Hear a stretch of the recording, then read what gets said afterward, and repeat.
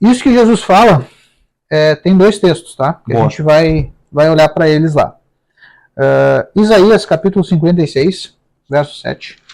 De novo, mesmo termo que a gente usou no episódio anterior. Jesus ele faz uma aglutinação textual. O que é isso? Ele cita dois textos ligados, como se fossem uma coisa só. Por que ele faz isso? Primeiro, porque ele tem a compreensão do todo. Ele olha para o Velho Testamento como uma coisa inteira, única, como um bloco único. Segundo, porque a Bíblia que Jesus lia não tem divisão nem de capítulos nem de versículos. Então, eram blocos de texto e Jesus ele vai fazendo essas conexões. Ele vai ligar dois textos. O primeiro é Isaías 56, verso 7.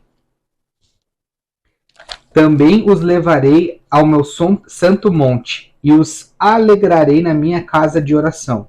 Os seus holocaustos e os seus sacrifícios serão aceitos no meu altar, porque a minha casa será chamada casa de oração para todos os povos. Então esse é o primeiro texto que Jesus cita. O segundo é Jeremias capítulo 7, verso 11, que diz assim: Este templo, onde meu nome é invocado, será porventura que se tornou um covil de ladrões para vos reunirdes?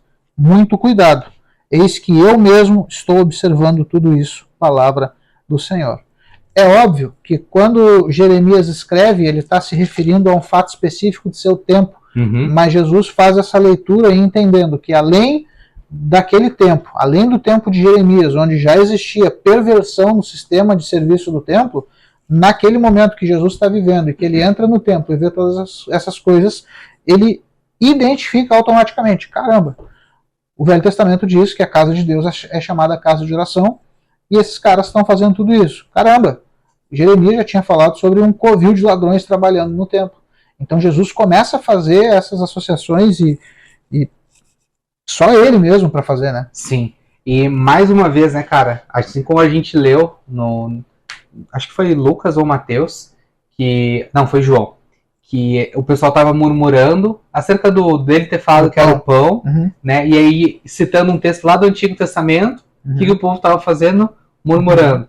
Agora que o Jeremias tinha um relato, uma advertência contra um povo, contra um sistema religioso corrupto, né, que prejudicava o povo, diversas outras coisas que a gente já viu em outros episódios, e Jesus identifica esse mesmo cenário, esse mesmo problema no meio do povo dele, e pega esse texto mencionando e aplicando. Cara, é incrível essa leitura que Jesus faz, e como tu falou, ela abre os nossos olhos. Não quer dizer que a gente vá ler a torto e direito dessa maneira, mas a gente pode fazer e deve fazer essas conexões entre o Antigo e o Novo Testamento, quando a gente quer extrair, entender princípios, e hoje, e da nossa vida hoje, para a palavra de Deus. Pô, eu estou passando uma dificuldade financeira. Ah, é porque eu sou oprimido. Será? Mas aí a gente vai ler lá em Provérbios. Cara, não come semente, né? Falando sobre questões, que a semente era uma moeda de troca, era uma maneira de sustento da época. Então, pô, uma coisa que tu podia plantar, um estudo que tu podia financiar para ganhar uma promoção no teu trabalho. Aí tu vai lá e troca de carro, em vez de tu segurar ali mais um tempinho, sendo que tu poderia investir num curso que te dá uma coisa melhor. Então, são esses princípios, essa leitura que Jesus faz, nos dá essa possibilidade, mais uma vez, de olhar de maneira sadia, sem invenção, sem distorção, para aplicar hoje para a nossa vida. Como ele olhou para a lei de Deus, assim a gente deve olhar para a palavra de Deus como um todo. Eu acho que vale a pena a gente esclarecer, principalmente por que tu está falando isso. A gente, antes de gravar esse episódio, essas duas partes, a gente tinha essa preocupação. Cara, o jeito que Jesus lê é muito diferente. E qual que é o nosso medo? Daqui a pouco vocês entenderem que tu pode pegar qualquer texto que está falando de qualquer coisa e tu pode aplicar a tua vida de qualquer jeito. Não é isso que Jesus faz. Então, Jesus está vendo um povo murmurando sobre o fato dele falar que ele era o pão vivo. Ele liga com um texto que fala sobre um povo que está murmurando sobre Deus dar pão ou não dar pão. Então existe uma ligação, existe sincronia. Agora, eu não posso, vamos usar o exemplo do Jader ali. Eu não posso, porque eu estou arrochado financeiramente, querer usar um texto absurdo do Velho Testamento, dizendo que não, que eu vou ser rico, que eu vou prosperar. O bom e velho, coloquei vocês por cabeça e não por cauda. Que o pessoal usa torta direito como se fosse uma verdade absoluta para si. Não, eu sou crente e Deus vai me colocar por cabeça e não por cauda. Não, não é para crente. Isso é uma promessa para Israel. É uma promessa específica para o povo de Israel. Não tem a ver conosco. Ah, pode acontecer? Pode, mas Deus não é obrigado a te colocar por cabeça só porque tu é crente. Isso é para o povo de Israel. Isso tem a ver com a aliança que Deus fez com Israel. Isso está dentro das promessas de Deus, das bênçãos e das maldições que a gente já falou, que seriam e que foram proclamadas sobre o povo de Israel. A bênção sendo proclamada de cima do Monte Gerizim, a maldição sendo proclamada de cima do Monte Ebal, e o povo de Israel passando no meio, com sacerdotes de ambos os lados. Um grupo proclamando bênção, outro grupo proclamando maldição. Uma das bênçãos é essa. Deus vai fazer de vocês cabeça e não cauda. Só que do outro lado tem gente dizendo maldição, não. As filhas de vocês serão dados para estrangeiros. Vocês vão ser colocados como cauda sim, vocês vão se lascar.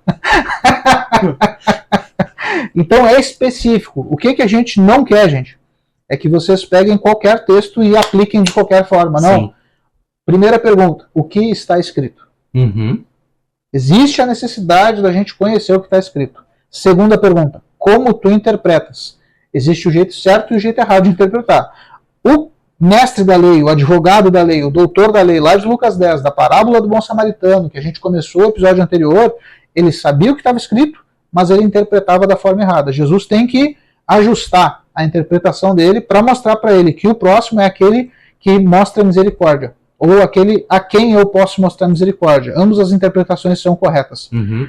Nesse caso, Jesus pega um texto que fala sobre o templo, que fala de corrupção do templo, e ele aplica em um momento onde há explícita corrupção no serviço do templo. Não é um texto aleatório, não é coisa da cabeça dele, não. Tem similaridades, tem um padrão que Jesus percebeu e ele aplicou. Agora sim, de novo voltando ao exemplo do Jader. Provérbios ele vai dar várias instruções, né? Um que eu gosto muito é um provérbio que diz que existem aqueles que dão e ainda prosperam, e ainda recebem mais do que aquilo que deram. E existem pessoas que retêm aquilo que deveriam dar e empobrecem. Aí tu olha para tua vida e tu percebe que tu não ajuda ninguém. Tu percebe que tu não oferta na vida de ninguém, que tu nunca deu um pila para ninguém na tua vida. Uhum. Tu tá retendo coisas que talvez Deus queria que tu desse. Deus talvez quisesse que tu ofertasse na vida de alguém. Aí sim, aí tu encontrou um padrão. Eu tô retendo e tô sempre quebrado. Eu guardo dinheiro, mas eu tô sempre pelado, eu não tenho dinheiro.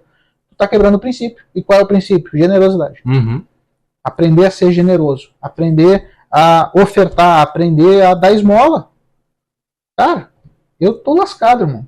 Eu tô lascado. Minha mulher tem mania de dar esmola. E normalmente é de 20 pra cima. Ela chega, amor, vamos dar uns 20 pila pra ele, né? E eu, vamos! Mas faz parte, a generosidade. Ah, Zeca, faltou?